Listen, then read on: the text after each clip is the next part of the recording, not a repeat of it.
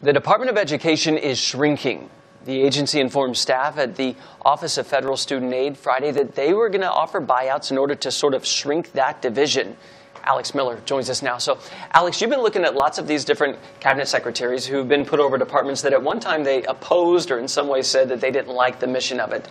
Today, you're looking at education. Betsy DeVos. Yeah, so we all remember that controversial confirmation hearings that she had earlier this year, but she was making waves amongst education advocates long before she became part of the Trump administration. And those advocates are still around and paying attention to what she's doing, and some of them are calling her the most anti-public school education secretary in the department's 40-year history.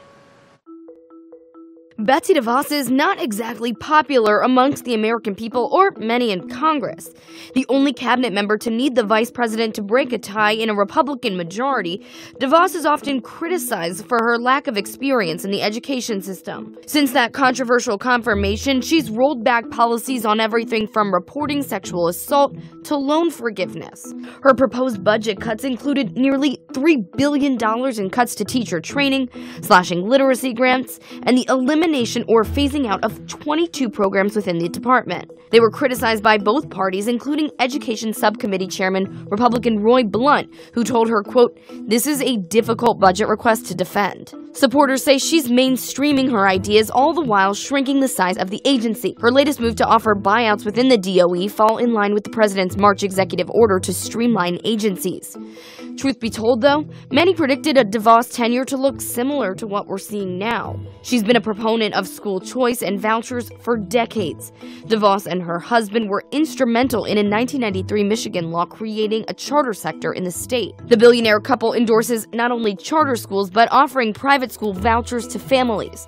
They believe students in poor areas are at a disadvantage because of their zip code, and the way to solve it is through offering them an option to attend school elsewhere.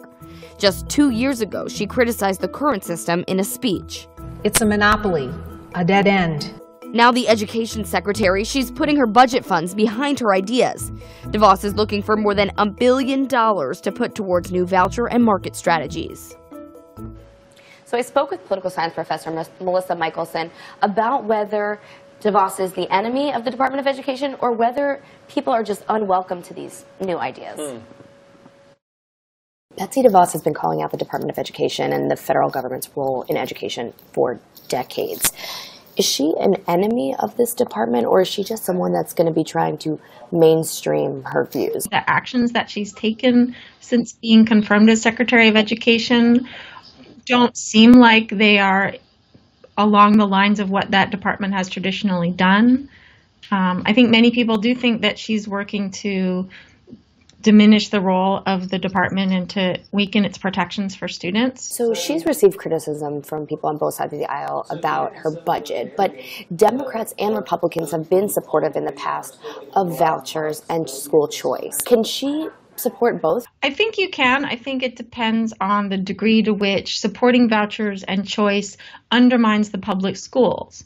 So if the system is set up in such a way that all the best students, all the highest performing students, all the easiest to educate students get pulled out of public education, and then the funds aren't there to make sure that those public schools can still meet the needs of the students who are left, right? Then it creates this divide. If she is successful in her role, and she has rolled back many of the Obama-era regulations that put in place in the Department of Education, what does that mean for the future of the Department of Education? Once she leaves, what kind of mark will that make for the next person to take over? I mean, the number of changes that Betsy DeVos has made already, I think, are having an impact on schools. If later another administration comes in and reinstates those rules, it'll be too late, right? Those students have been through the system and have suffered that damage. For many people, education is at the top of their agendas, and even if they feel like they're suffering or life isn't perfect, they're hoping for a better future for their kid. And education is such a key part of that. So I think the changes that Betsy DeVos is making and the impact that she's having on kids' education is going to have a bigger impact than changes may be made by other cabinet secretaries, right? This is kind of more salient for everybody. This is their kids, right? People are willing to do a lot for their kids and to fight for their kids' education, even in marginalized communities, even in non-citizen communities. And I think if she makes changes that start hurting those kids, there'll be a bigger backlash to Trump administration policies than you might see in any other department. You know, honestly, Alex, when you hear DeVos speak, whether you agree with her or not, I don't believe that her intention is to hurt any kids. I think that what she's trying to do, she really does believe in, and whether it's the right approach or not are two different things.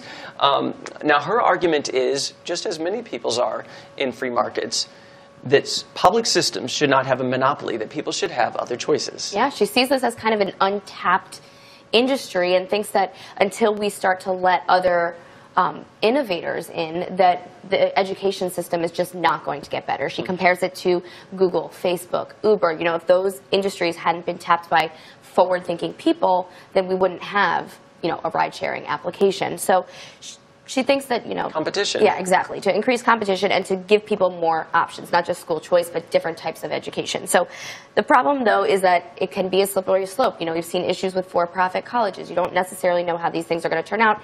And like this professor said, it's people's education. It's what's most important to most people.